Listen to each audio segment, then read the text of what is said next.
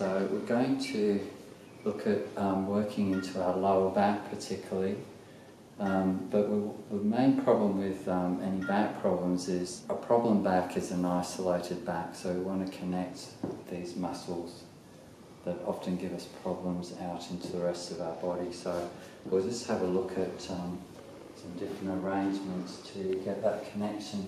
So first of all, we're going to just lie on our side and start to lift this leg here.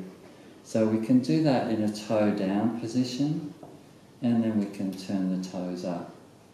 And it's really, really important if we want to be working on our body connectedly to keep your head up, don't let it come down, and keep this shoulder open.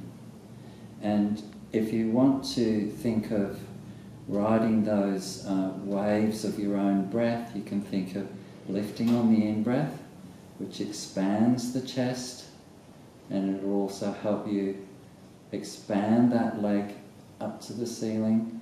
And then on the out-breath, you can sort of like reach it out further.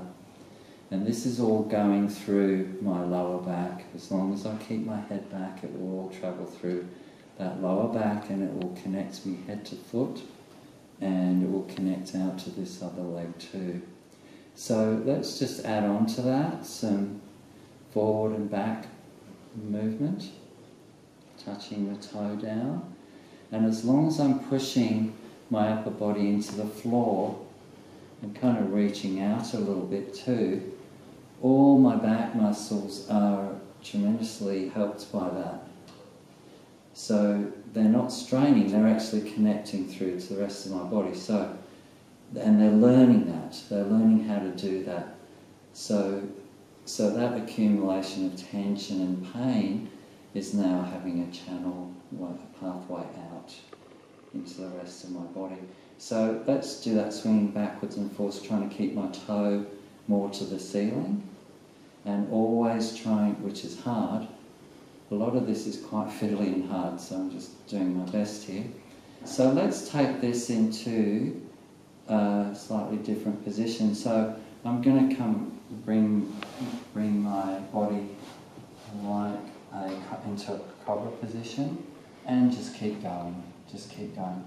Now again, as soon as my body wants to lock into that part, I try to use the rest of my body so that it becomes a whole body action and not just a lower back action.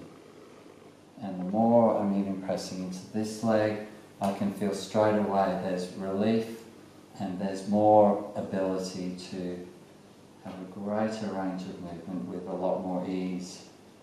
And from here, I can even try to rotate further around, which kind of intensifies things a little bit. And once I get used to that, I can rotate around a little bit more.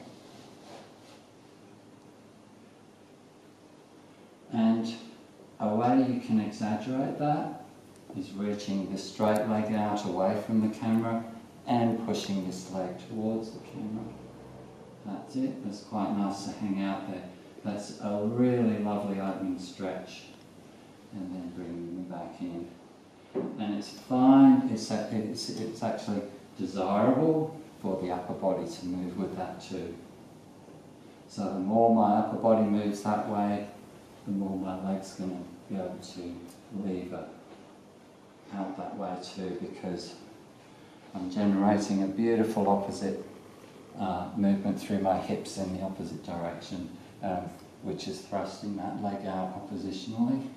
So that's a beautiful opening position for me. Right, so obviously we want to do this both sides, you know, but just for now I'm just going to stay on this side.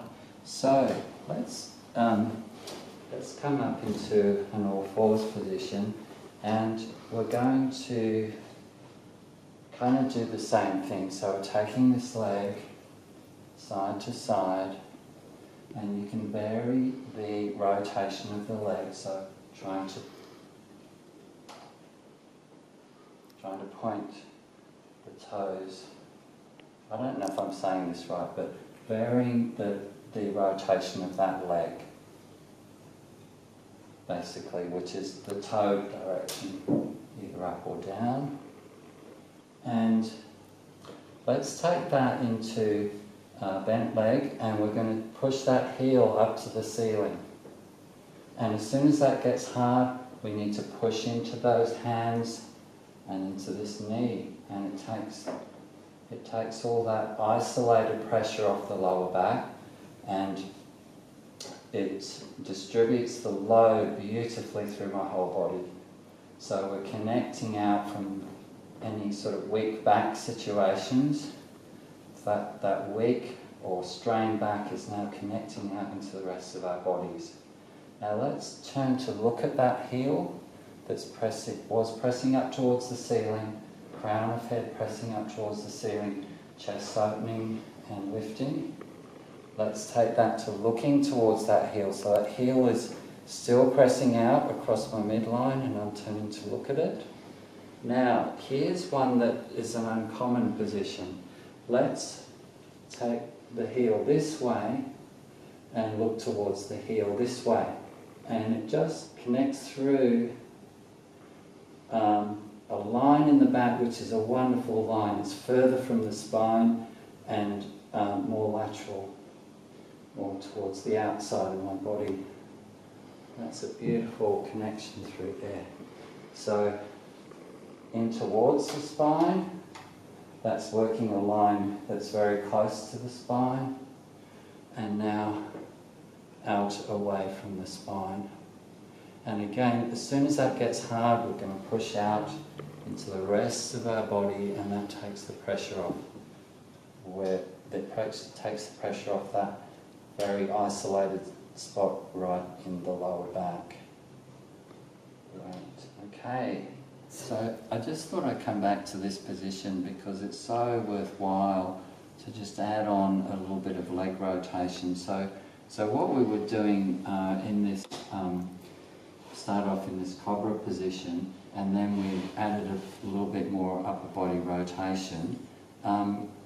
Now, we talked about taking this straight leg and our upper body towards each other, like I'm looking towards my foot, which cranks out the hip and the other leg in the opposite direction. Now, if I change the rotation of that leg as I'm still trying to bring it towards the camera, that just gets in so beautifully, deeply into those deep lower back muscles. It's really good.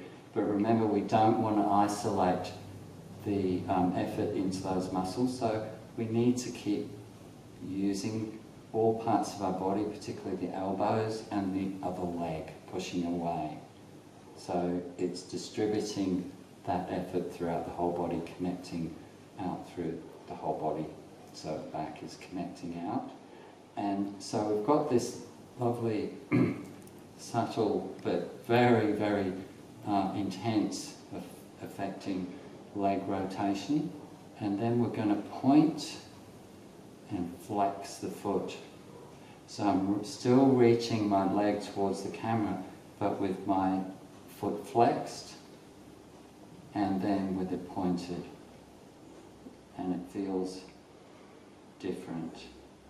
So as always, in all these exercises we do, we're looking for as many different connections through our body as possible. So we're freeing up more and more of our body to, we're freeing the isolated parts up and discovering the infinite number of connections through our body which enable us to move with greater and greater ease, openness, less tension, greater power, and absolutely less energy.